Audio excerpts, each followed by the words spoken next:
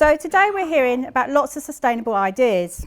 So my question is, how do we include people on low incomes and with other life challenges? So how do we tackle the social, emotional and physical barriers to joining in? And how do we make sure there's inclusion, accessibility and affordability for everyone? So my name is Ruth and I work with young people from Folkestone and surrounding areas. 5 years ago, we relocated our project to Bradston Avenue, and this gave us the chance to finally include gardening and environmental work with all our other youth activities that we do. Because our young people don't have gardens. They don't have that introduction. So all our activities are delivered in the most environmental way we can. And also, it's about being kind to people and nature together. Kindness is a big part of our project. It's about going forward by going back to the old ways for us, planting a seed and watching it grow. So let's be honest, sustainability is fantastic. Sustainable goods are fantastic, but it's not affordable for a large proportion of our community. And I think we need to recognise this fact. And it's very nice if you can buy locally sourced plastic-free goods. But if you're relying on food banks, you don't get to choose where your food comes from. So how do we address this at our project with our young people? Firstly, we do not judge and we don't shame. We come up with simple solutions, new ideas, and we teach skills. So it's a kind of make, do and mend back to the old ways. So as a small charity, I have to save every penny I can, just like our families do that we work with. So sometimes this means I have to brush aside our environmental ambitions to save money. Sometimes people judge us, but we feel really bad about every decision we make. And I wanted to bring up this anxiety that there seems to be around with people judging you for every decision you make. So we buy plastic pots sometimes, and I always have a little bit of guilt when I get to the till with my plastic pots. But we also use cardboard, newspaper and those lovely toilet rolls to do all our seedlings in.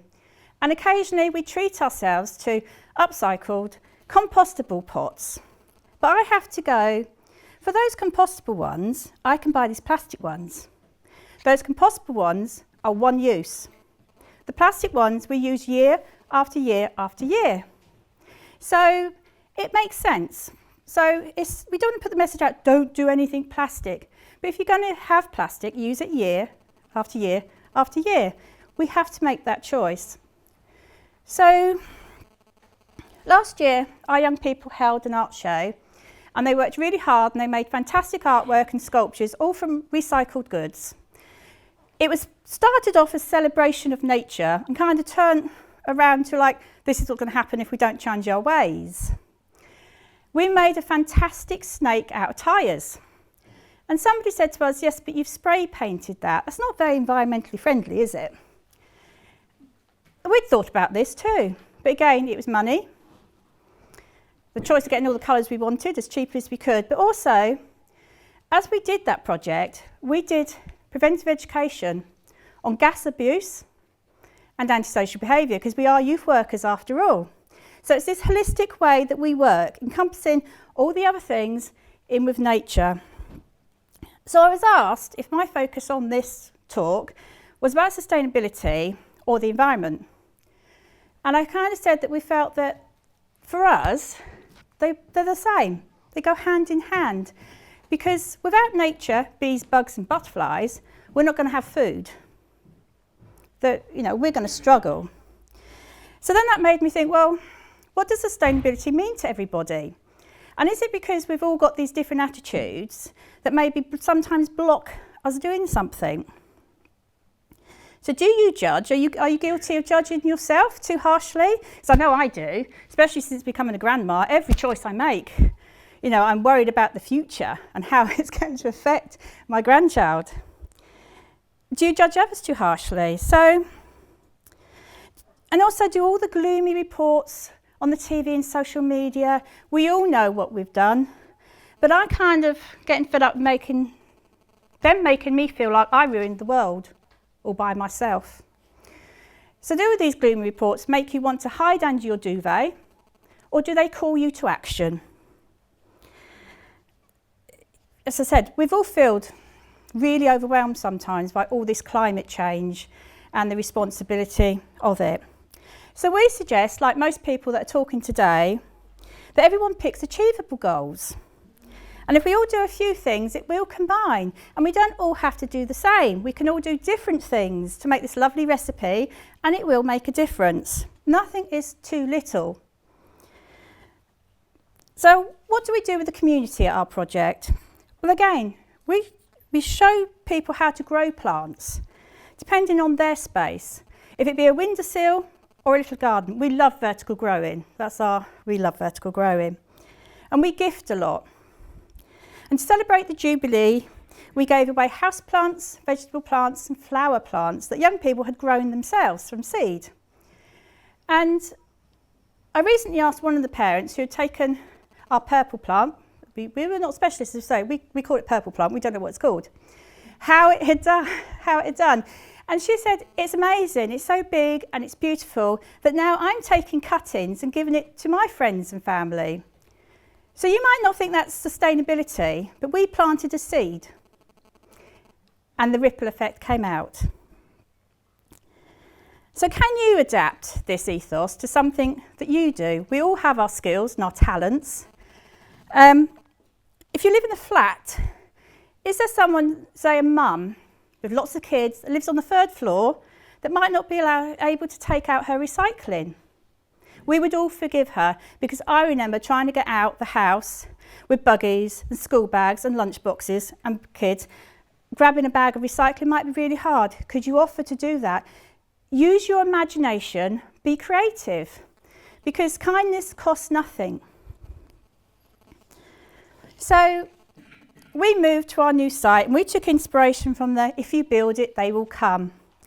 And I just want to tell you a few of the challenges we have. It's not been easy. Our modular units arrived in bits onto site the same week as the beast from the east. It might have been an omen, I don't know. The youth team reused, recycled, and we did, and my fabulous youth team, it's not just me, we did everything by hand. We had no power on site, so we had no power tools. We used a lot of saws, and yes, we have kept them, and yes, we do use them for artwork. So we did this to the buildings. We spent a lot of time Googling how to, watching videos, and like most of you might find out, everything isn't as easy as it looks sometimes in those videos. Recently we decided it'd be a good idea to cut wine bottles down to little glass planters. Well, that was a good idea. Again, watching the wine bottles at the pub go into this box. I said, can I have some of those? So we were all excited we were going to do this and put our little succulent plants in to give away. Well, we cracked a few and we managed to explode one. And now we're too scared. That was it. That has been binned, that idea. So if anyone in here knows how to do it and can do it, please come to me. And we also discovered that we have a stupid amount of snails on site. I don't know, every snail in Folkestone lives on our site, all different sizes. Everything we move, 10, 20 snails. So we lost our first crop of basil to them, which we naively thought would be safe on top of 5 pallets and in a cold frame. We still can't work out how the snails got their shell through the gaps. But they do. You open it up and there they are. And I must admit, we did think about, can we eat them? Is there a crop here if we need to? Every year, our resident fox has cubs. And they dig up our pots and our plants. And our new squirrel, our newest resident, and we're really proud of him, he will probably add that carnage too, because we've worked on attracting birds to help deal with the snail problem. and then the wildlife is coming. So again, we want the community to be able to, you can come on our community times and enjoy this space with us. We're at the start of our journey. It's a big bit of land. It's very daunting. So what's this got to do with youth work and sustainability? Well, by you working this way, we help young people develop resilience, teamwork, problem solving. That's because we work in a holistic way. So as youth workers, and our youth work is really very important to us, we deliver lots of preventative education. So now we do think that actually delivering education on sustainability is a new preventative education, because we want to best prepare them for their future ahead. Thank you.